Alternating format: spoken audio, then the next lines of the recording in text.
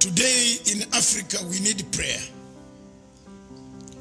I want to thank all of you for joining in this conference so that we make a prayer. We prepare our people from the pandemic.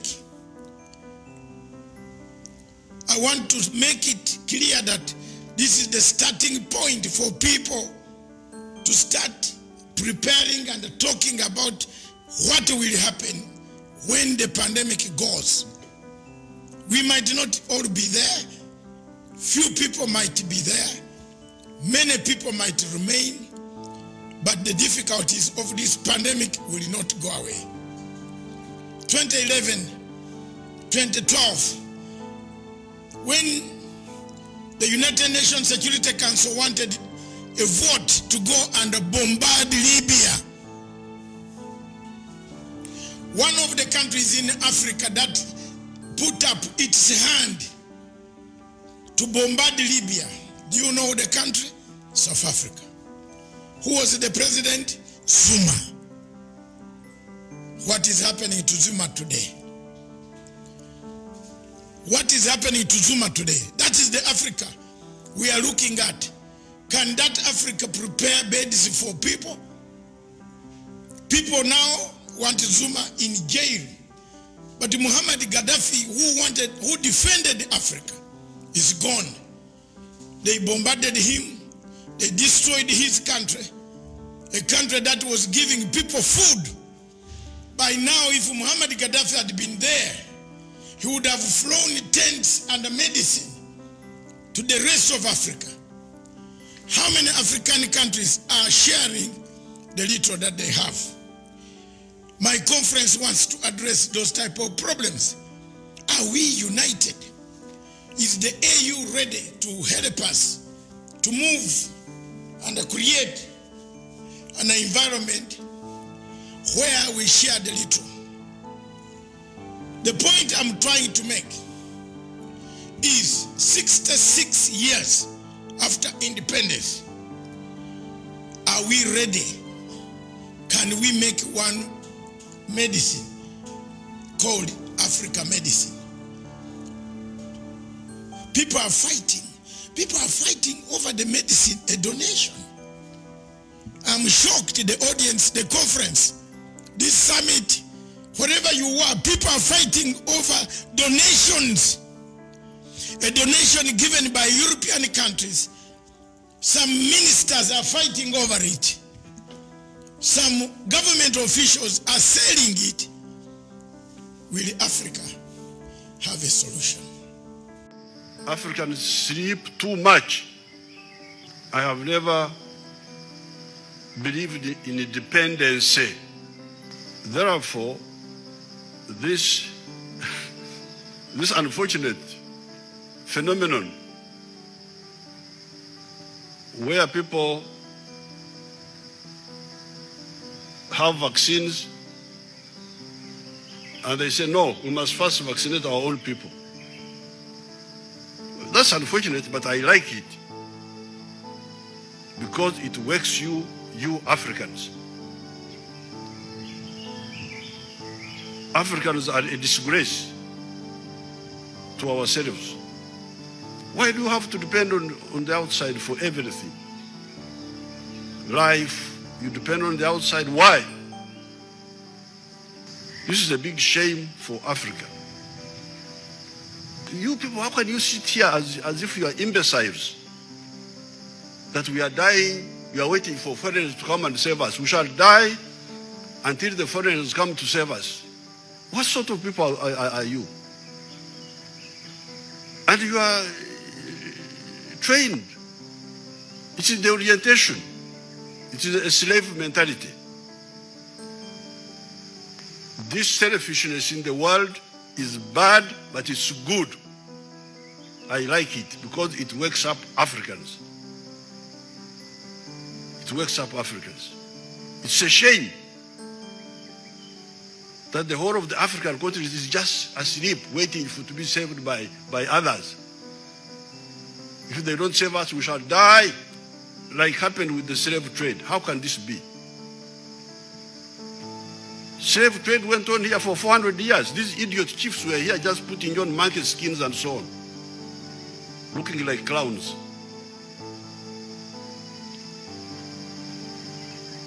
So therefore, although this is bad, but me, there is a good thing in it, to wake up the Africans. You will agree with me that the so-called Francophone countries in Africa, whether they like it or not, ordinarily take a cue from Paris.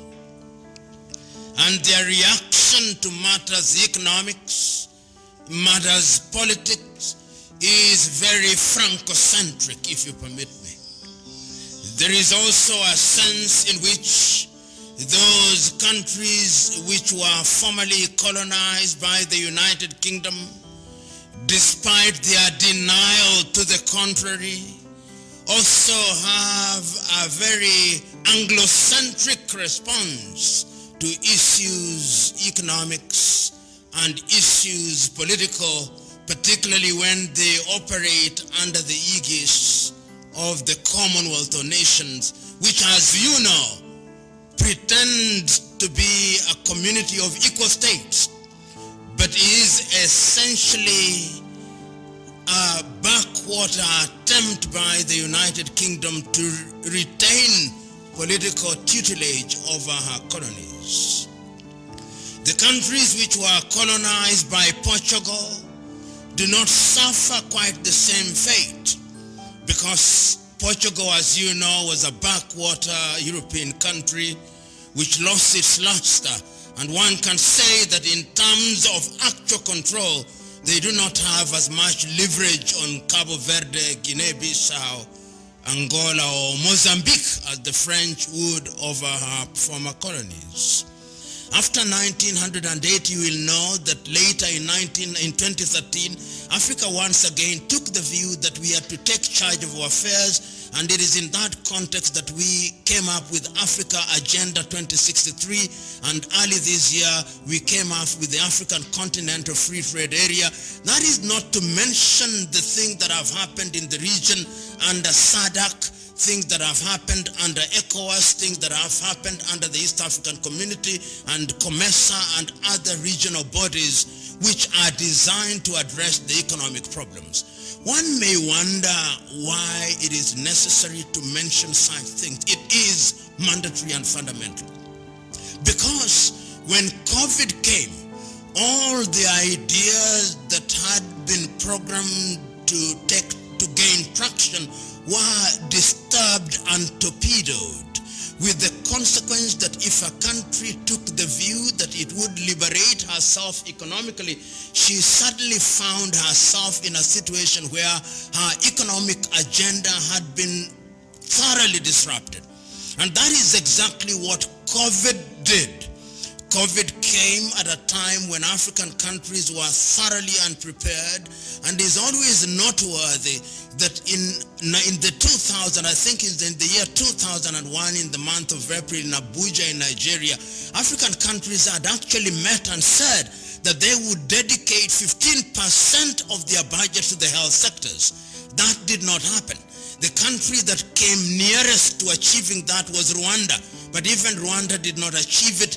Namibia also came close to achieving that, which meant therefore that in the medical arena, African countries were thoroughly unprepared. So thoroughly unprepared that our pharmaceutical industries in the continent do not constitute more than 10% of the entire global pharmaceutical arena. That is the level of unpreparedness. And even if you look at the institutes that are involved in research in the medical arena, you will agree with me that they do not have the financial capacity or the scientific firepower to deliver to the people of Africa. The net effect is that Africa has remained in a state of dependence.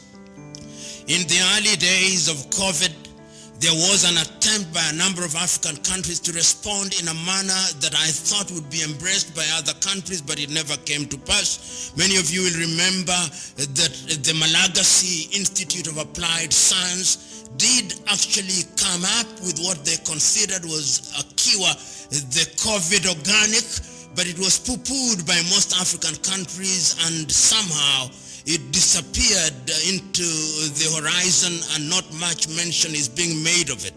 You'll also remember that there was an attempt to bring up rapid response testing kits by the Louis Pasteur Institute in Dakar in Senegal. Once again, that did not happen.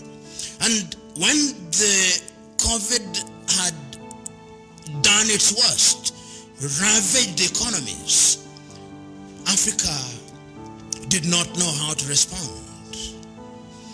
The irony is that since many African countries regained independence, we have men and women in the arena of science. And the question that we must ask, where are they? Where are the great Nigerian thinkers who have gone to the best universities in the world? Where are the great Kenyan thinkers, the Ghanaians, the Ugandans, the South Africans, the Zambians and Malawians? They are eloquent in their silence. Where are the governments which, since we regained independence, have always had as a permanent feature in their government's ministries of health, complete with budgets every year? Where are those ministries? Where are the ministers? Where are the presidents who, when they are turned international arena, like all other presidents, receive 21 gun salutes, and whose governments have 5-year development plans? Where are they? Where are they when little Cuba is capable of producing a vaccine? Where are they? How can it be that a continent that has nearly 2 billion people is incapable of producing a vaccine? The world must ask and wonder at once. The truth is that African economies have shrunk. Young men and women have lost jobs. Countries can no longer service their debts. And the economic situation and outlook is as grim and as gloomy as it has ever been. Begging the question, is it possible for African countries to get out of this hole? Cuba is not a rich country, but Cuba have a very well advanced health system. They have, in Cuba you have one of the best doctors in the world. In Cuba, I do not know whether Professor Lumumba is aware of that. However, the problem of Africa is we are too diverse. What we call the diversity is the problem of Africa.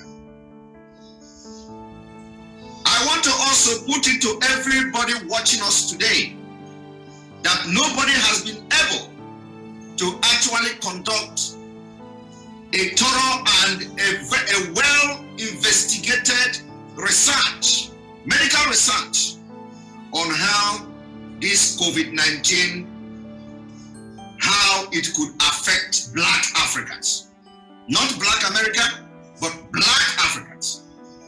Do we have any kind of different journey that the COVID-19 not be actually very effective to break down the immune system of Black Africans? Nobody has been able to research on that. And the question is why? Because Africa cannot do it. Africa do not have the possibility to conduct research to know how COVID-19 could affect the immune system of Africans and compare it to how it could affect the white, the Europeans, Indians, and what have you. We do not have that kind of medical record. If we compare the level of ravage of COVID-19 in a country like Italy, what we saw, that kind of COVID-19 were to happen in Nigeria, we will be looking at 100 million people dying because there is no medical equipment. Nigeria begged, and they even begged the CEO of Tesla to give them some of the medical equipment during the outbreak of COVID-19. Africa were unprepared for COVID-19, and they will never be prepared. The reason is this: Africa have a very dangerous diversity, starting from Nigeria. And we needed a nation to drive or to be the lead of Africa's civilization. The diversity in some of the African countries are very dangerous diversity. Remember, when you say dangerous diversity, it is really very dangerous one, because diversity has never worked anywhere in the world. When you make reference to the European Union, one important thing Professor Lumumba said also is that how can a country of 2 million were able to produce COVID-19 vaccine? And that is a surprise to him. How could a country of 2 million were able to produce COVID-19 vaccine, but countries like large countries in Africa could not do it? The answer to this question is very simple. The place you see that you have 2 million people in that country and they were able to produce this COVID-19 vaccine means that there is no dangerous diversity in that country of 2 million people. And the Africans should start to think towards this direction. We need to divide our diversity to be able to unite Africa. Without disintegrating the diversity in Africa, Africa can never ever be united. We need to pieces Africa. After piecing Africa, we begin to come together for the unity and will eventually become the power of the world.